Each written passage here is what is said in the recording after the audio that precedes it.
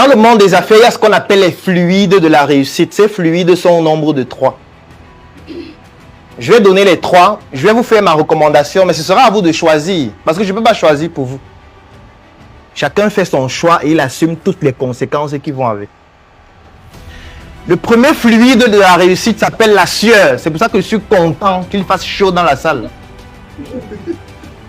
Et je vais parler plus longtemps pour qu'on ait chaud et qu'on transpire nous tous et que ce soit désagréable. Parce que le succès passe par l'inconfort. Et je pense que ceux qui ont un peu de notion de spiritualité comprennent qu'on veut, à travers le fait qu'il n'y ait pas la lumière, qu'on est tous chauds, qu'on puisse comprendre cet exercice-là de manière réelle pendant cet événement. Le succès passe par l'inconfort. Et l'inconfort utilise un fluide de la réussite qui s'appelle la sueur. Il n'existe aucune réussite durable qui se produit sans usage de la sueur. Ça n'existe pas. Est-ce qu'il y a des gens qui ont mangé ce matin avant de venir? Pourquoi est-ce que vous mangez en général? Pourquoi est-ce qu'on mange? Parce qu'on a faim. Oui, mais si tu as faim et tu ne manges pas, qu'est-ce qui va se passer? Pendant 2 jours, 3 jours, qu'est-ce qui va se passer? Qu'est-ce qui se passe? Rien. Tu as fait 3 jours sans manger. Pourquoi tu le fais pas? Pourquoi tu ne fais pas 3 jours sans manger? Je ne fais pas 3 jours sans manger parce que j'ai l'impression que c'est fait même 2 jours. Tu vas t'écrouler. Voilà, ça veut donc dire que quand vous mangez, ça vous permet de pouvoir vous recharger en énergie pour avoir mieux cette vitalité qui vous permet de travailler plus sereinement. Ça veut dire que pour que votre corps puisse avoir cette vitalité, vous devez recharger ce corps avec une énergie qui provient de la nourriture. Maintenant, la question que je vais vous poser est la suivante. Est-ce que votre projet vit? Est-ce que le projet que vous avez, est-ce qu'il vit? Vous vivez, n'est-ce pas? Est-ce que votre projet vit? Oui, votre projet vit, tout comme vous. Votre projet a une date de naissance. Votre projet croît. Votre projet atteint la maturité à partir d'un certain moment. Et votre projet décède aussi. Votre projet s'appelle une personne morale. Ça veut dire que c'est d'abord une personne. Qui est vous? Ça veut dire que vous êtes un peu ce qu'on appelle en médecine le pacemaker de votre projet. C'est-à-dire que c'est par vous que l'énergie de votre projet est activée, est développée et peut être détruite. Comment est-ce que vous nourrissez votre projet qui lui aussi vit? Quelle est la nourriture à utiliser? C'est donc là où on arrive donc sur les fluides de la réussite. Il y a 3 nourritures possibles. La première nourriture, c'est la sueur. Quand vous coulez de la sueur pour votre projet, vous êtes en train de le nourrir. Quand vous réunissez des personnes qui coulent de la sueur pour votre projet, vous êtes en train de le nourrir. La sueur, c'est le fluide le plus efficace pour développer un projet sur le long terme. C'est le fluide le plus solide, le plus résistant, le plus coriace. La sueur, c'est un peu comme cette graine que vous mettez en terre. Mais quand vous mettez la graine en terre, la tige ne monte pas directement. La graine meurt d'abord, elle s'enracine dans le sol avant de commencer à monter. Elle forme un tronc qui est d'abord unique. Unique pourquoi? Parce que votre projet doit avoir un sens unique, doit avoir une vision unique, doit avoir un but bien précis au début. Vous ne devez pas vous disperser au début d'un projet. Que le tronc unique monte, il devient suffisamment solide qu'il commence à développer ce qu'on appelle dans des branches, qui sont des ramifications. C'est ce qu'on appelle la diversification. Et pour que ce soit solide, afin que qu'importe le vent qui vienne, que votre projet reste debout, comme un arbre qui reste debout face au vent, il faut que les racines soient suffisamment ancrées dans le sol. Et ces racines pour votre projet, c'est la sueur. Vous devez être fier de transpirer pour votre projet. Vous devez être fier de ressentir cette douleur, cet inconfort. Si dans ce que vous faites, vous ne ressentez pas cet inconfort, il est difficile que vous puissiez construire quelque chose de solide sur le long terme. Donc retenez que le premier fluide de la réussite, c'est la sueur. Vous devez vous rassurer que toutes les personnes dans votre équipe puissent couler la sueur pour votre projet. Et ceux qui ne coulent pas la sueur doivent partir. C'est un peu comme dans le football, non? Allons couler la sueur. Oui, parce que cela émet des vibrations qui permettent à votre projet de s'enraciner et d'être beaucoup plus solide dans la durée. L'inconvénient de la sueur, c'est que la sueur nécessite beaucoup de patience. Qualité que nous avons difficilement. Il y a des personnes qui ont des prédispositions à être plus patientes que d'autres. Mais en général, pour la plupart d'entre nous, la patience n'est pas notre qualité la plus grande. Et on peut le prouver au quotidien. Lorsque vous voyez une vidéo en ligne, quelqu'un dit voilà un thé qui permet de perdre 5 kilos. On demande ça coûte combien? Est-ce que vous le livrez à domicile? Tout le monde ici sait que pour perdre du poids, il faut faire du sport. C'est un équilibre énergétique entre les entrées et les sorties. Tout le monde sait ça. Mais malgré le fait de le savoir, vous voulez boire le thé.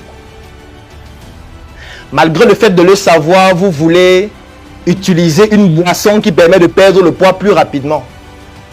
Ce n'est pas parce que vous ne savez pas qu'il faut couler la sueur. Parce que quand on dit qu'il faut faire un exercice physique, ça veut dire qu'il faut couler de la sueur. Ça demande de la patience, ça demande du temps. Ce temps-là, la plupart d'entre nous, on ne souhaite pas patienter. On souhaite atteindre l'objectif plus rapidement et de préférence en étant assis à la maison dans la clim. Donc on veut manger son plat de coquilles avec les plantains mûrs. Dès qu'on finit de manger, on boit son thé. On se couche, on voit la télé et on perd du poids. Est-ce que la plupart des personnes veulent? Ça veut dire qu'on veut éviter le fluide qu'ils appellent la sueur, qui nécessite la patience, qui nécessite l'endurance, qui nécessite la témérité, qui nécessite du temps. Et vous allez remarquer que dans la plupart de vos activités, vous recherchez toujours ce qui permet d'aller plus rapidement. Et comme on dit souvent dans nos villages, quand tu veux aller vite, quand tu es pressé de manger, qu'est-ce qu'on fait? Ta mère dit, bon ok, moi je te dis que le repas c'est 2 heures.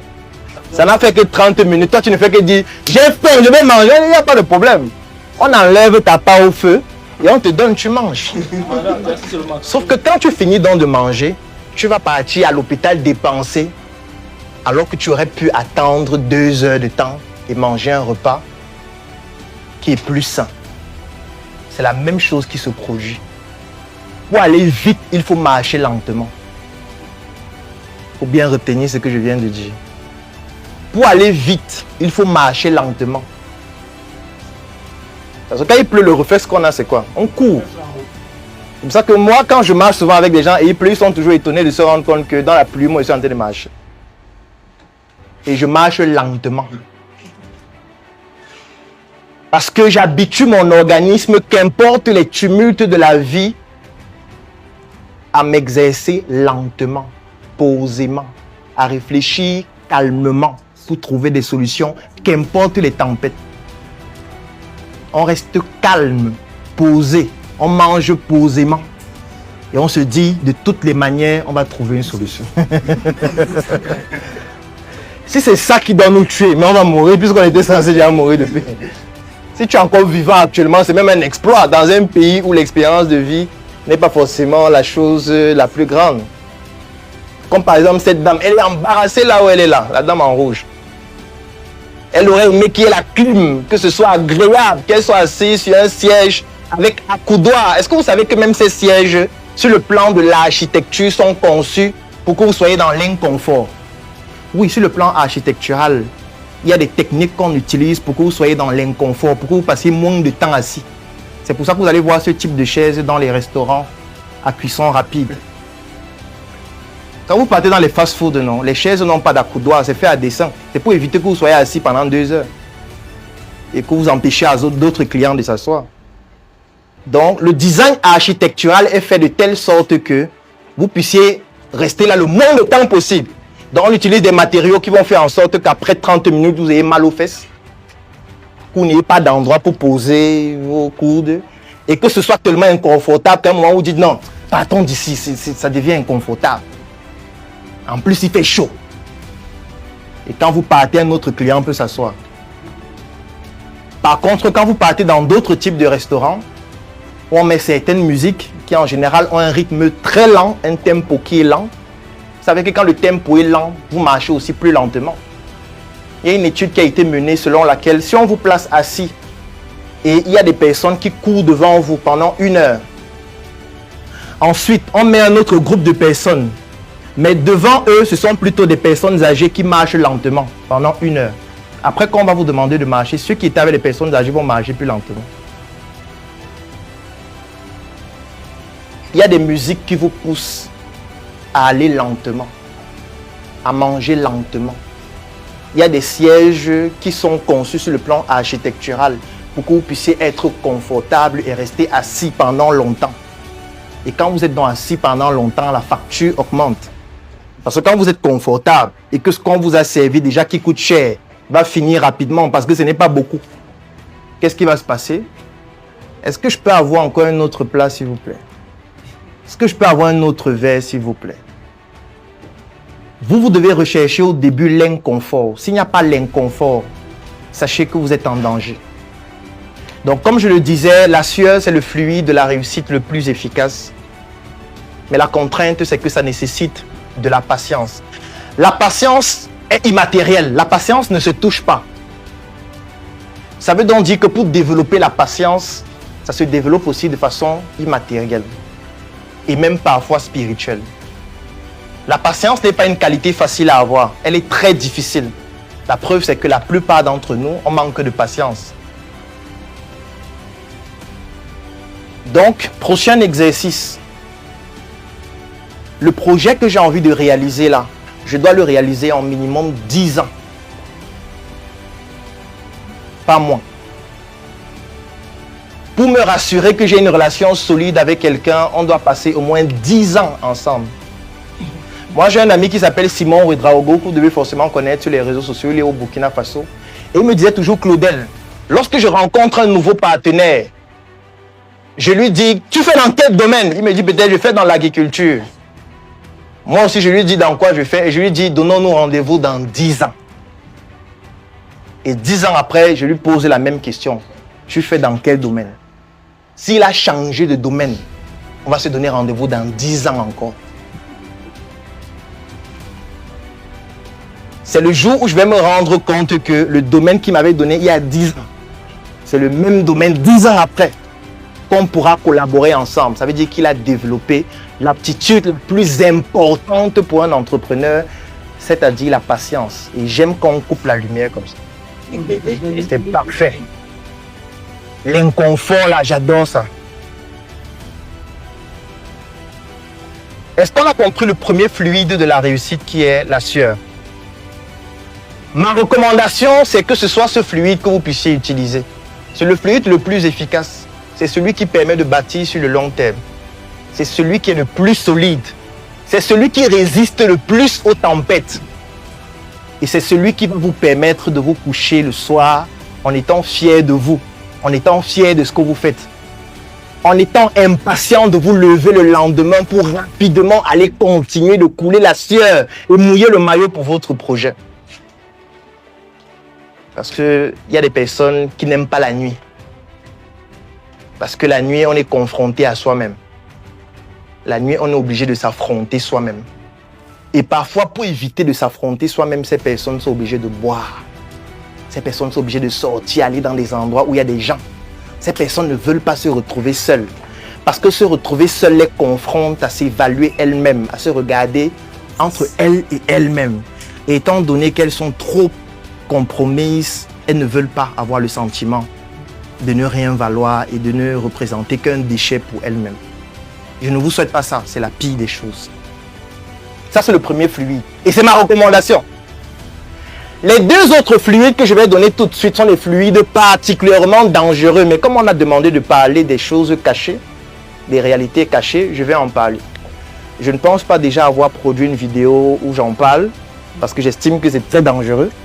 Mais étant donné que Franck nous a dit les réalités cachées, je dis, ah, ok. Est-ce qu'ils sont prêts? Il me dit non, ils sont prêts. Donc du coup, j'ai envie de demander déjà tout de suite, s'il y a certains qui ne sont pas prêts, il faut sortir, parce qu'il y a d'autres qui sont debout, qui veulent s'asseoir.